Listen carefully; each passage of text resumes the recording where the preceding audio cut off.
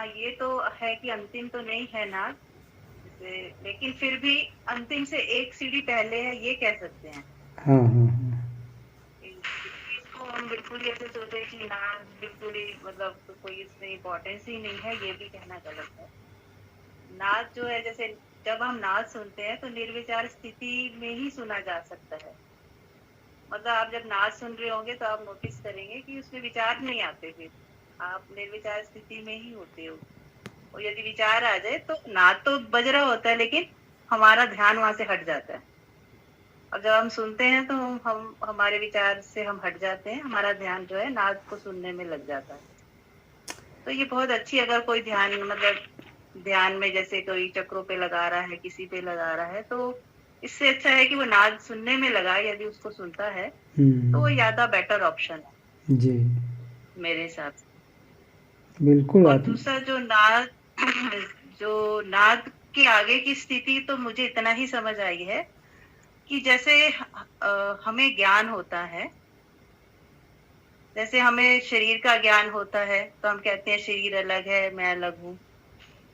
ऐसे ही हमें फिर विचारों का ज्ञान होता है कि विचार चल रहे हैं, तो ज्ञान, हमें ज्ञान होता है, विचार अलग हैं, हम ज्ञान विचारों को देख पा रहे हैं। और ऐसे ही फिर हमारे को इमोशंस का होता है कि वो अलग हो गए। फिर नाद का आ गया तो नाद का भी ज्ञान हो रहा है हमें। तो ज्ञान की जो सत्ता है वो फिर भी अलग ही रह जाती है।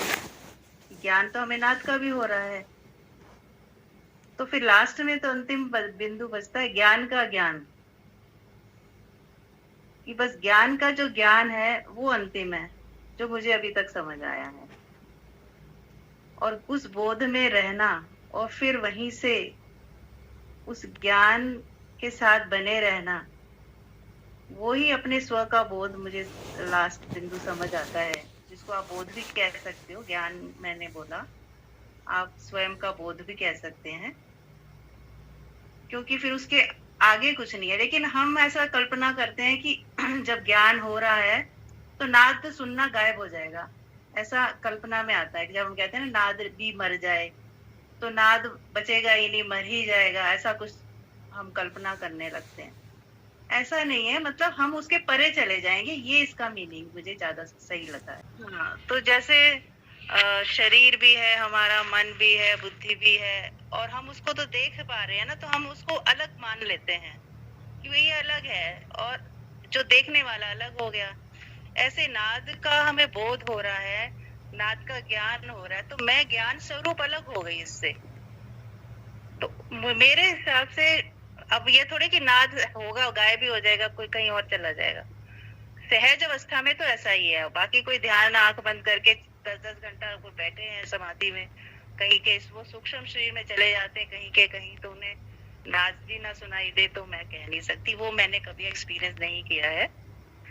तो जो सहज समाधि में जो होता है, जो मेरी समझ में, उसमें नाद भी अपना है। जैसे शरीर भी है, अब सहज समाधि आपको लगी है तो उसमें शरीर भी अपना काम कर रहा है, मन बुद्धि भी काम सहयोग करती है ना। सिर्फ अहंकार नहीं होता, लेकिन मन बुद्धि भी होती है जो हम काम करते हैं डेली रूटीन के। ऐसे नाद भी सुनाई देता रहता है, और हमारा जो बोध है उससे पर वो है ही है, वो अनटच्ड है, वो असंग है ना, उसका हमें बोध होता है। फिर हम बोध के बोध में रहे, तो और वो सहजता में हमें प्रयास तो करना ही नहीं है बिल्कुल भी।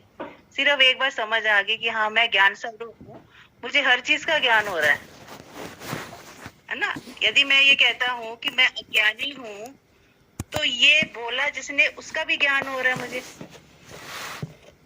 यदि मैं कहती हूँ कि मैं नहीं जानता, नहीं जानती हूँ, तो मुझे उसका भी ज्ञान हो रहा है कि मेरे मन ने बोला मैं नहीं जानती हूँ, या मैं जानता हूँ, सबका ज्ञान हो रहा है उसे। तो वो जो हमारा जो ज्ञान है, वो जो पॉइंट मुझे बिंदु पकड़ में आया है मुझे, और वो सबके भीतर ही है। हर हर एक व्यक्ति जिसको कुछ भी समझ ना हो, लेकिन ये बिंदु उसके अंदर भी है कि उसे सब सब चीजों का ज्ञान तो उसको भी हो रहा है। तो ये जो ज्ञान बिंदु है ना, ये ही मुझे अंतिम बिंदु लग रहा है। और फिर उसके बोध में रहना, और फिर स्व, वो बोध ही हमारा स्व है असली। और फिर उसके साथ प्रेम करना। मुझे लास्ट उससे भी आगे की बिंदु लगती है प्रेम, क्योंकि यदि हम बस ऐसे इस रुका रुका हम हमें पता चल गया ठीक है और उसके बाद फिर हम भूल भाल गए, ऐसा नहीं। मतलब फिर हमें उसके बाद जो है बाद की सीढ़ी प्रेम है, क्योंकि जब हम स्व के साथ प्रेम करते हैं, अपने स्वयं के प्रेम में पड़ जाते हैं जब, फिर वो जो है कहानी और शुरू होती है।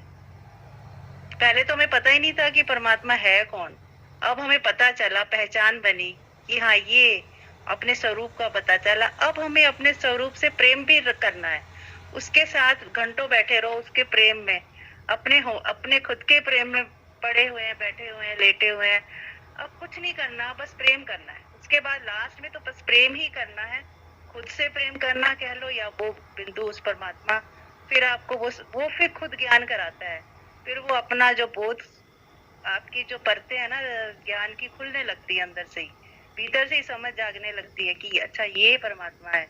जो सुना था सब कुछ एकदम क्लियर समझ में आने लगती है, हर चीज जितनी बातें ग्रंथों में सुनी थी पढ़ी थी सब समझ आने लग जाती है। उसके बाद फिर कुछ भी मतलब डाउट नहीं रहता। अभी तो डाउट है ना, ऐसा है कि नहीं है, वो डाउट सारे खत्म हो जाते हैं।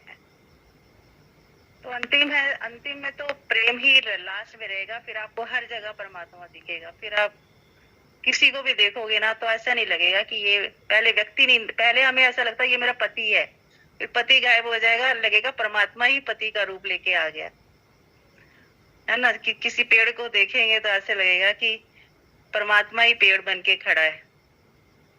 किसी जानवर को देखेंगे तो उसे आपको कुत्ता नजर आया तो कुत्ता नहीं देखेगा कि परमात्मा ये कुत्ते के रूप में सामने खड़ा है। मतलब वो चीज आपको दिखेगी, मतलब ऐसे नहीं कि सुनी सुनाई बात नहीं होगी, सच में ही आपको ऐसा दिखेगा कि हाँ कि ये परमात्मा ही है डायरेक्ट। तो ये रहस्य वो खुद ही आपको एकदम समझ में आएंगे। तो बस यही है, मुझे तो इतना ही समझ आया, बाकी तो